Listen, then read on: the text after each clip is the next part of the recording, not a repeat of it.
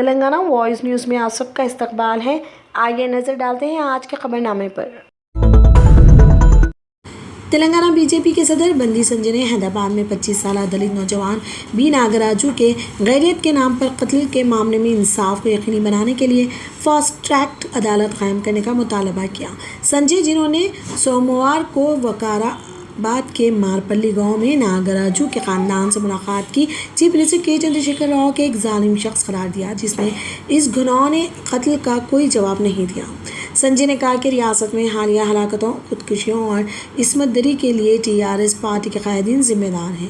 انہوں نے کہا کہ اگرچہ قومی کمیشن برائے درج فہرست ذات نے حکومت کو متاثر کے کنبے کو 8.5 لاکھ روپے ایکس گریشیا اور اس کی بیوی کے لیے ایک مکان اور کام ادا کرنے کا حکم دیا تھا، لیکن CM کے چندر شیکھر راؤ نے ابھی تک کوئی کارروائی نہیں کی ہے۔ سنجے نے دلتوں پر زور دیا کہ وہ KCR کے کام کرنے کے انداز کو پہچانیں اور جب ان کے خلاف مظالم کا ارتکاب کیا جائے تو ان کی غیر فعالیت کے لیے انہیں جواب دہ ٹھہرایا جائے۔ ایک 24 سالہ خاتون انوتھا ریڈی، جو یارام پلی گاؤں، تلنگانہ کے یادگری بھوونگیری ضلع کی رہائش ہے، اپنی کامیابی کی کہانی میں ایک اور اہم سنگ میل عبور کیا۔ اس نے بیس کیمپ سے 5 دنوں میں سطح سمندر سے 8,848.86 میٹر کی بلندی پر ماؤنٹ ایوریسٹ کو سر کیا۔ انویتا ریڈی کو Shekhar Babu Puchanipalli head of transcend adventure Hyderabad کے ذریعے تربیت دی جاتی ہے۔ انویتا ریڈی 2 اپریل کو حیدرآباد سے روانہ ہوئی اور 4 اپریل کو نیپال پہنچی۔ اس نے کچھ دن کٹھمنڈو، نیپال کی راجدھانی میں گزارے اور پھر نیپال کے لوکلا پچلی گئی۔ وہ 9 دن تک چلی، کل 5,300 میٹر، اور 17 اپریل کو ماؤنٹ ایوریسٹ کے بیس کیمپ تک پہنچی۔ پہاڑ پر کچھ دنوں تک گردش مکمل ہوئی۔ ایک گردش کے دوران وہ 7,100 میٹر کی بلندی پر چڑھ گئی۔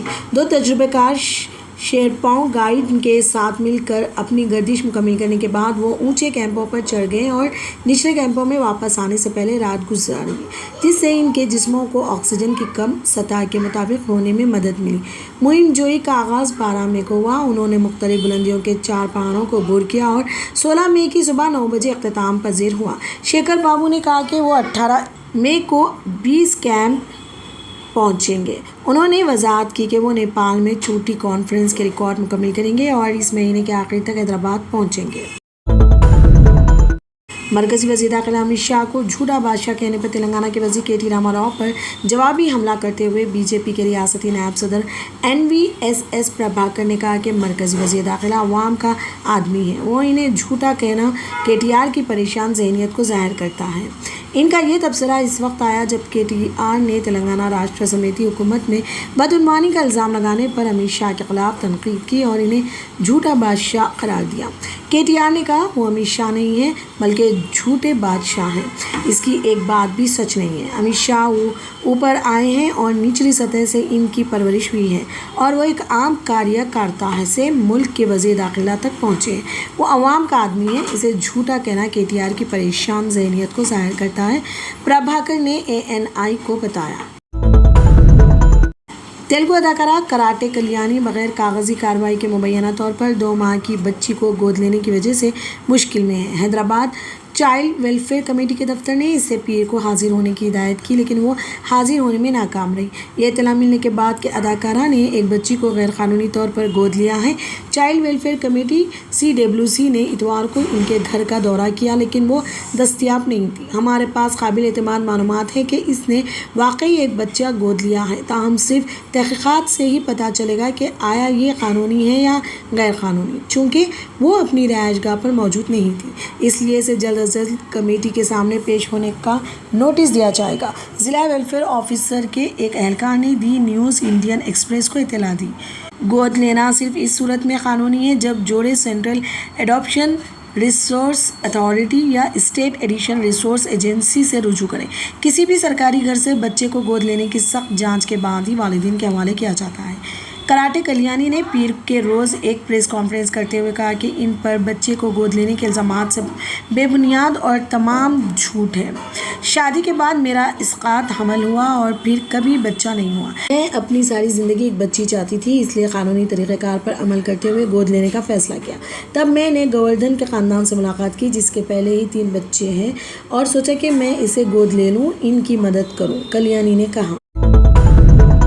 مادھا پور میں واقع آرٹس اینڈ کرافٹس ولیج شلپارام میں پیر کو بچوں کے لیے سمر کیمپ کا افتتاح کیا۔ تلنگانہ ٹوڈے نے حکام کے حوالے سے بتایا کہ یہ کیمپ 15 دن تک جاری رہے گا، صبح 10 بجے سے دوپہر 1 بجے تک منعقد ہوگا۔ عہدیداروں نے بتایا کہ سمر کیمپ میں مٹی کے برتن بنانے کی تربیت، مٹی کے کھلونے، مدھوبنی پینٹنگ، نرمل پینٹنگ، قبائلی پینٹنگ، سنسکرت بولنے اور بھگوت گیتا شلوک جیسے دلچسپ موضوعات ہوں گے۔ تمام تربیتی خصوصی تربیتی کلاسوں کا انعقاد کاریگروں کے ذریعے شلپارام میں کیا جائے گا۔ خواہش مند حضرات اسپیس کے دفتر سے رابطہ کر سکتے ہیں۔ شلپارام حیدرآباد کے بڑے پرکشش مقامات میں سے ایک رہا ہے۔